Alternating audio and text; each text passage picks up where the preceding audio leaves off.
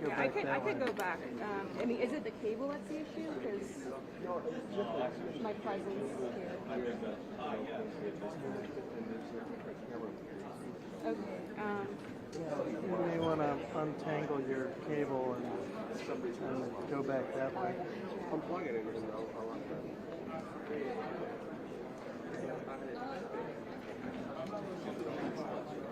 This is Omar, by the way.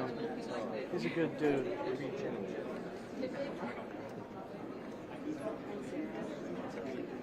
Sarah, you gotta take care of your gear. I do. Yeah. This one, for some reason, I don't use it.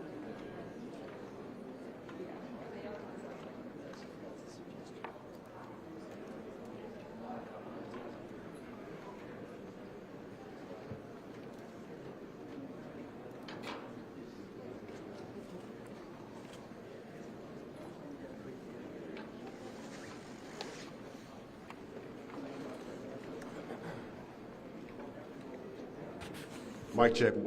Mic check. 1 2 1 2. Yeah, scroll out a little bit, probably a couple of minutes. Mic check. 1 2 1 2. Mic check. 1 2 1 2 3 1. 1 1 2 1 2 1 2 1. Of NTSB. We're initially probably going to get what they call a TikTok.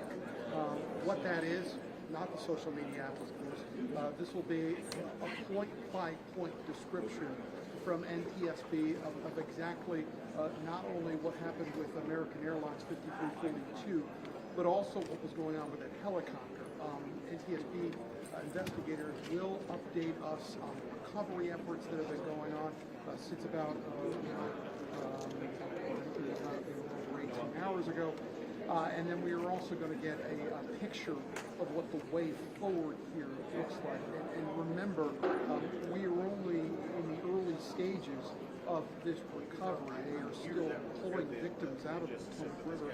Now, what we did do recently was a statement by D.C. Delegate Eleanor Holmes Williams on the Congressional Aviation Committee. We're here 2 minutes? 3 minutes. 3 minutes. We're being told this is going to be 3 minutes from right now. What Delegate Norton had said was, to her information on the Congressional Aviation Committee, was that the black box flight recorder in her words had not been recovered yet. Now, what we do know from some of the preliminary briefings that have gone on was that the fuselage of this aircraft broke into 3 different parts. So this is one of the primary things that investigators try to do when they are responding to major aircraft disasters like this.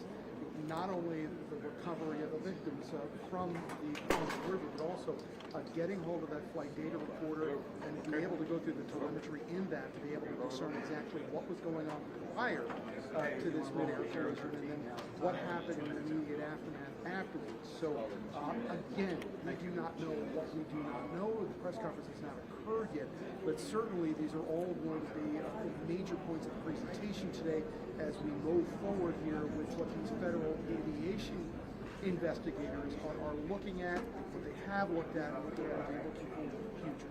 Back to you.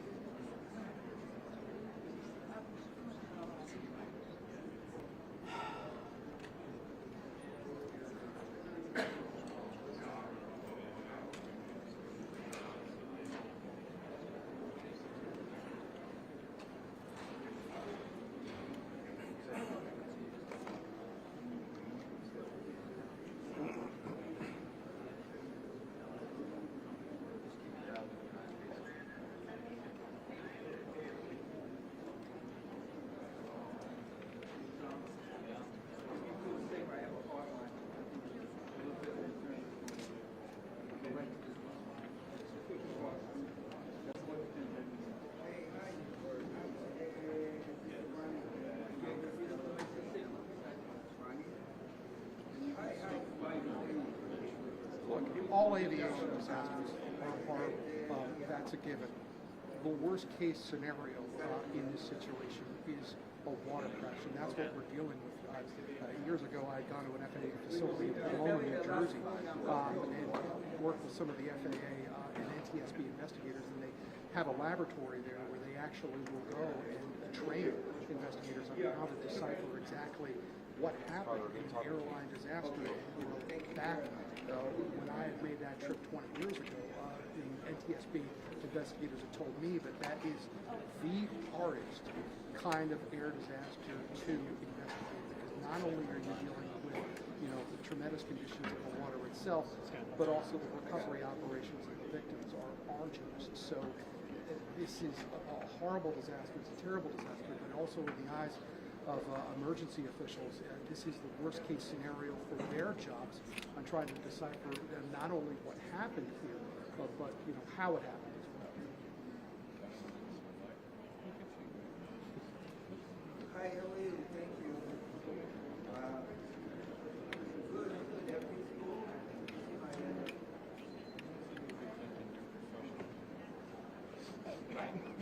Good. Stand by.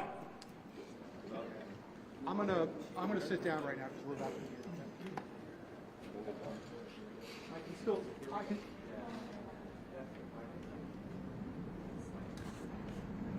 You guys ready?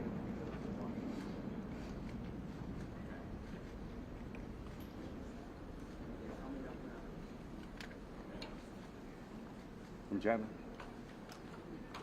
Member Chapman? Can't talk.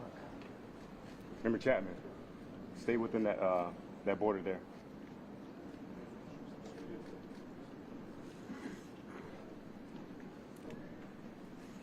Thank you for joining us. My name is Jennifer Homendy, and I'm the chairwoman of the National Transportation Safety Board. The National Transportation Safety Board is an independent federal agency that's charged by Congress with investigating every civil aviation and serious accident and serious incident in the United States and significant events in other modes of transportation. I want to start by expressing our deepest condolences, our sympathies on behalf of the entire board for those who lost loved ones in this terrible tragedy. Our thoughts, our prayers are with you. Entire communities were affected, and we are thinking of you. With me today is Bryce Banning. Bryce is a senior aircraft accident investigator with the National Transportation Safety Board.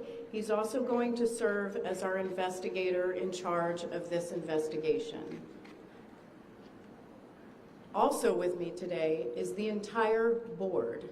We have Todd Inman, member Todd Inman. Todd is going to serve as the board member on scene, the spokesperson for this investigation. All of the board members will be here. We have Vice Chairman Alvin Brown, member Mike Graham, who lived in Wichita for 20 years, and we also have member Tom Chapman. The NTSB's headquarters is just a mile from here. And so we are all here because this is an all-hands on-deck event. And we're here to assure the American people that we are going to leave no stone unturned in this investigation. We are going to conduct a thorough investigation of this entire tragedy, looking at the facts. Now, with that, I want to level set. When we go to the scene, and we were here last night, we allow the responders to do their important safety mission, which in this case was search and rescue and recovery. We stand back to allow them to do their important safety mission. And so this, for us, is our first full day on scene with our entire crew coming together. We have about nearly 50 people on scene, and in addition to our resources back at headquarters in our labs and throughout the agency. So with that said, we are not going to get into specific facts. in this press conference. I want to level set here. We're going to get into our investigative process. As we are able to confirm factual information, we will provide that. I do want to say this is a whole of government effort. I was able to brief, along with others, the President of the United States and the Vice President this afternoon. I want to thank them for their leadership, for their tremendous support of the NTSB, for our investigators, and for the responders that are on scene doing an important mission. I also want to thank Secretary Sean Duffy, who I was communicating with early on after we first got word of this tragedy. We've been working together throughout the day, along with his team at the DOT and within FAA. I also want to thank Secretary Pete Hegseth, who was also integral in working with us today. Chris Rocheleau, the acting administrator of the Federal Aviation Administration. We've heard from many members of Congress on both sides of the aisle, and so I will say this is a tremendous, one more time, whole of government effort.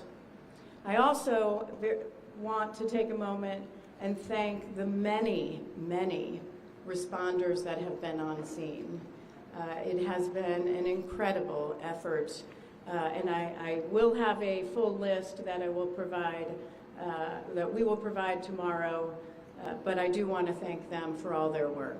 With that, I'm going to turn it over to Member Inman for additional remarks.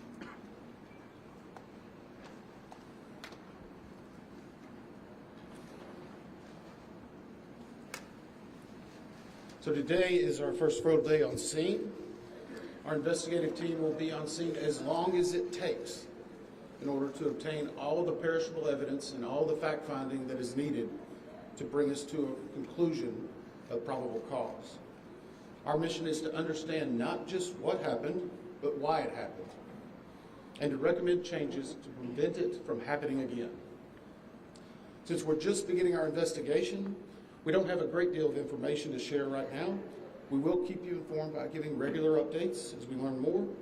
Our intention is to have a preliminary report within 30 days, and the final report will be issued once we've completed all of our fact-finding and investigation. Now, we will not be determining the probable cause of the accident while we are here on scene, nor will we speculate about what may have caused this accident. Today, we will be going and having an organizational meeting and establishing our parties to our investigation. We currently have the following parties that are already identified: PSA Airlines, GE Aerospace, Sikorsky, FAA, NACTA, which represents the air traffic controllers, ALPA, which represents the pilots, Army, AFA, which represents the flight attendants. The Transportation Safety Board of Canada will be an accredited representative under Annex 13 of ICAO. They will be supplemented by MHIRG as a technical advisor. They were previously known as Bombardier.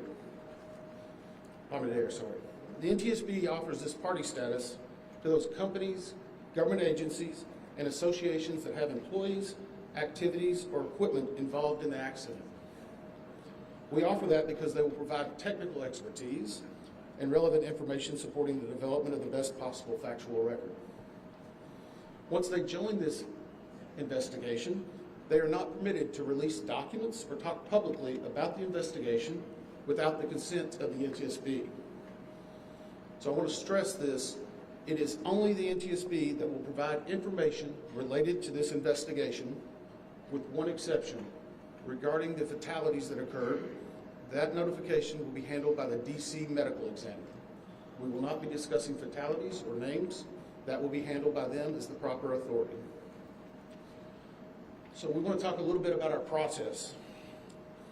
We will analyze the facts and determine the probable cause of the accident, and then issue a report of those determinations. I also want to talk a little bit about some additional people that are here with us, and they're very important to us, and that is our family assistance group. Later today, we will be briefing the families We normally try to do this before a media event, but in this case, they're still arriving.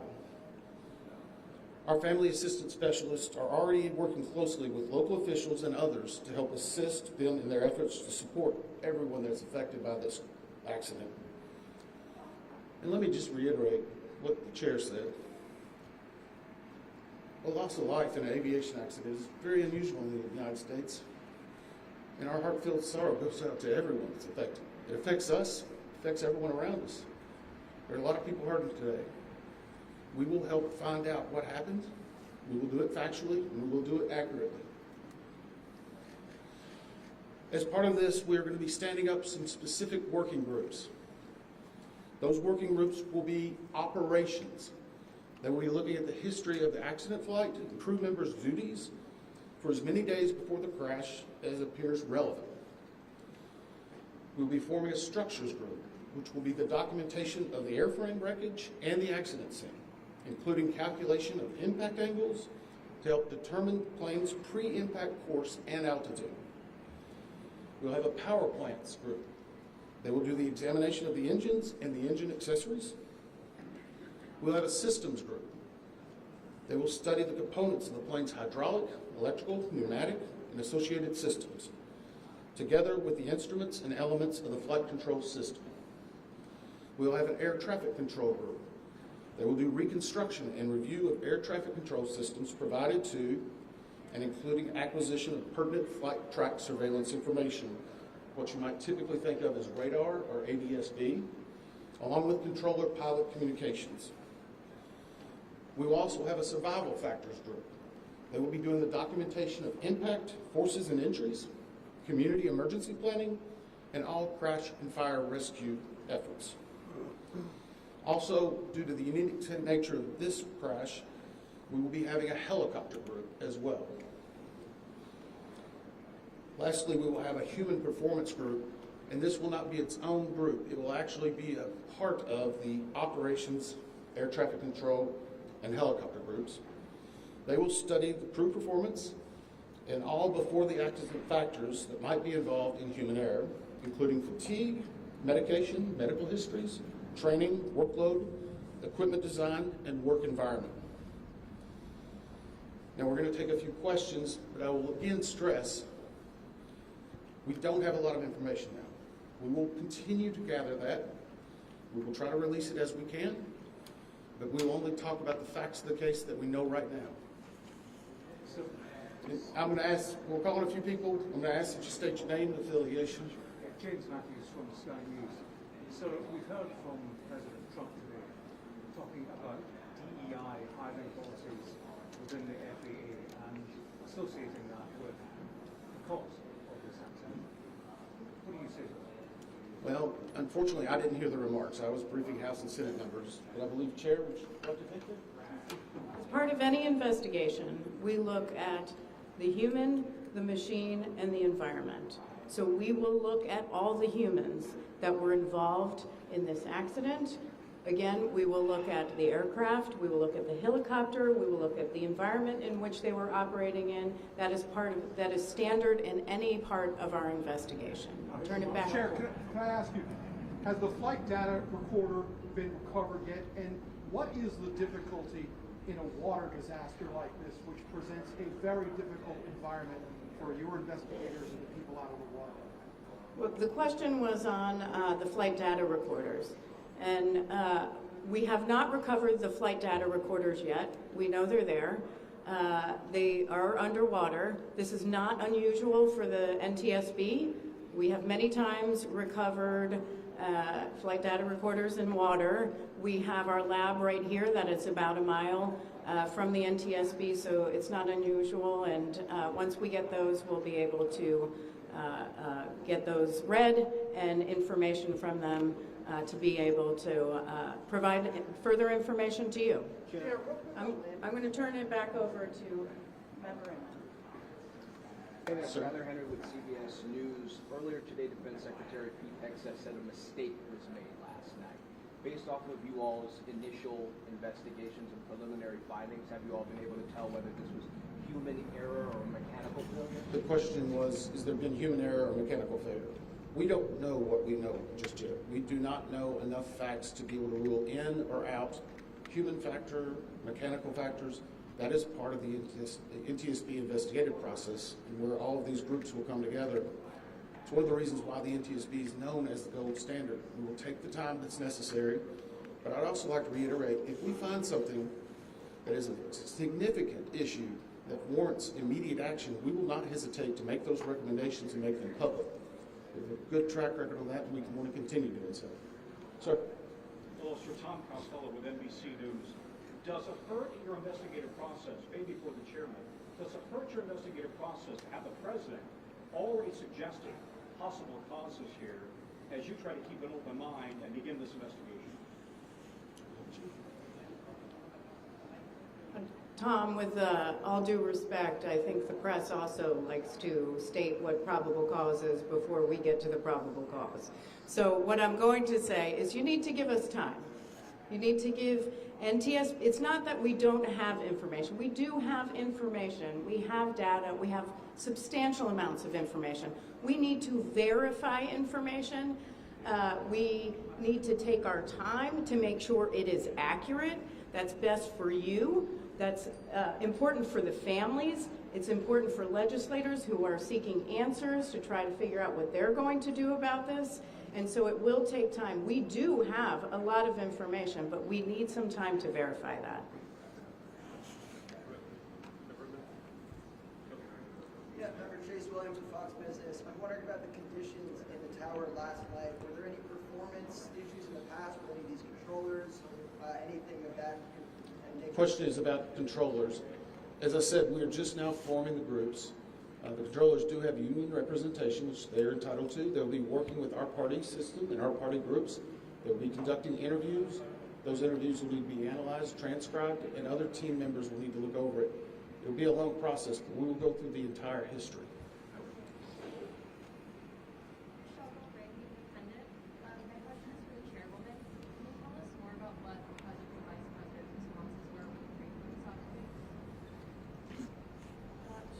So the question was about my briefing for the president and the vice president.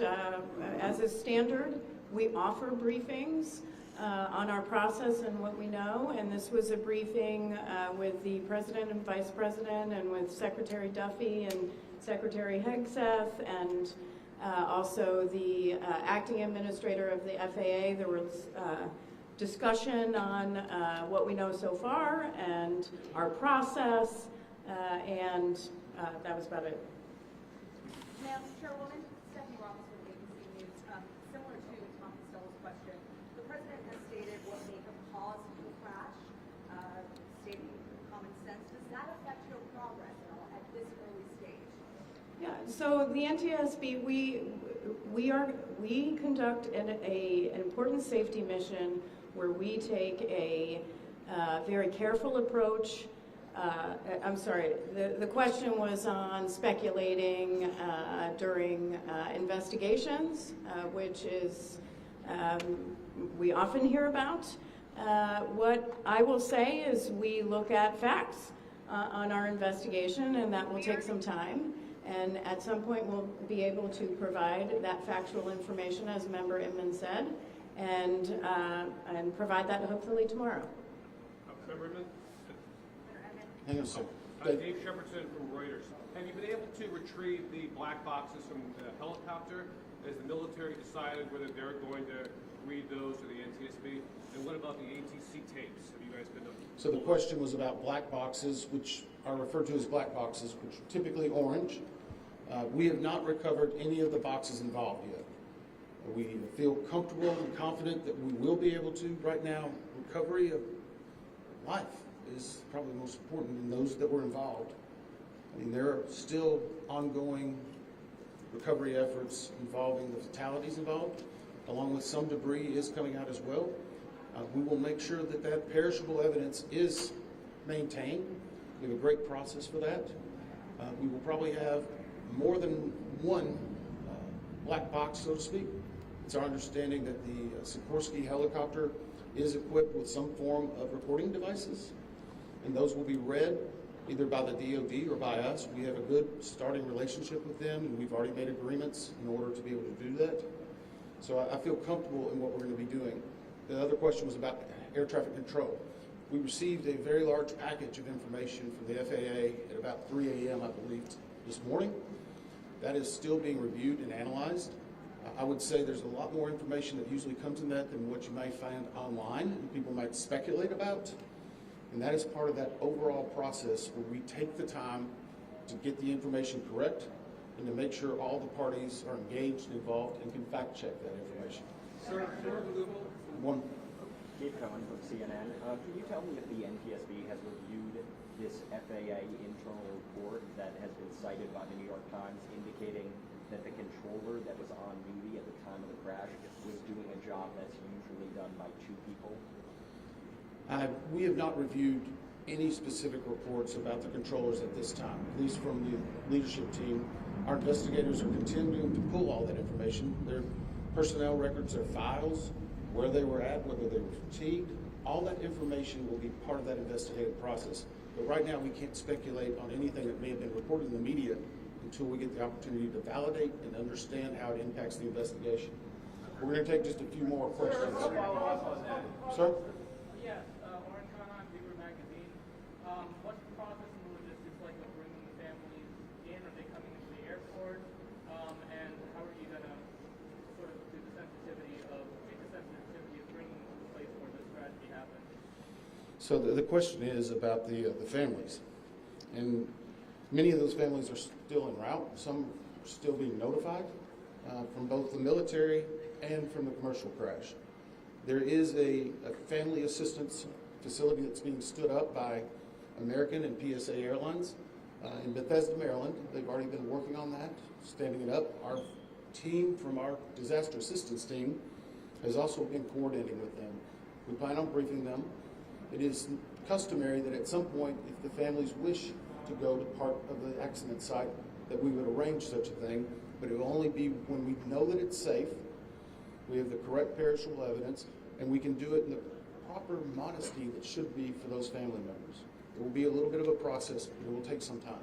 Sir, to follow up on the air traffic control system. Now, sir, are you? I know that Marielle Carver with DC News now. We heard from some witnesses that they saw people able to come down the slides of the plane. Has there been any indication that people made it off the plane to the other? Well, again, we will not speak to the fatalities. The D.C. medical examiner will, but I think the D.C. fire chief this morning very succinctly said correctly that we believe there are no survivors. What's their off the plane? Like, did they even get out of the plane? Last question. Sir, Victoria Sanchez. So, hang on one second. Right now, we're going through the debris fields. Nothing we've seen would indicate that maybe slides or chutes were deployed. It was a very quick, rapid impact. But we've seen nothing in that regard so far from the evidence we had, but we still need to verify all of that information. One more question? Victoria Sanchez, thank you. Sure. Are you going to be looking at the family member's cell phone? Go ahead.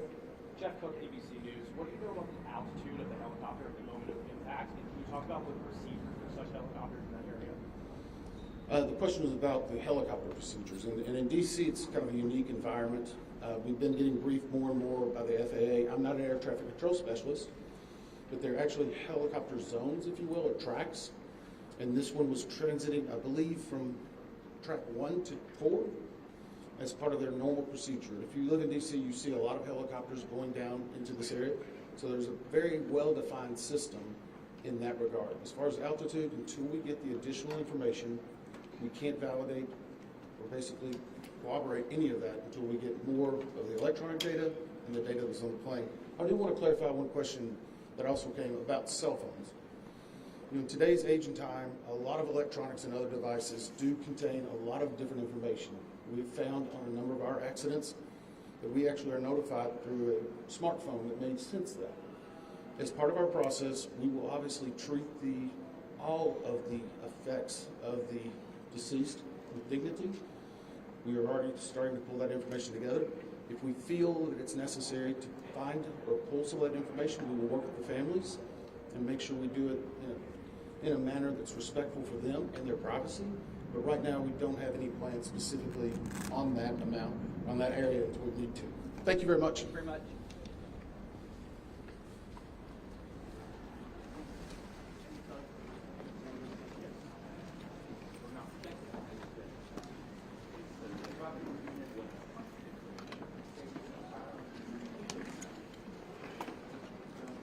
Hi, for further updates on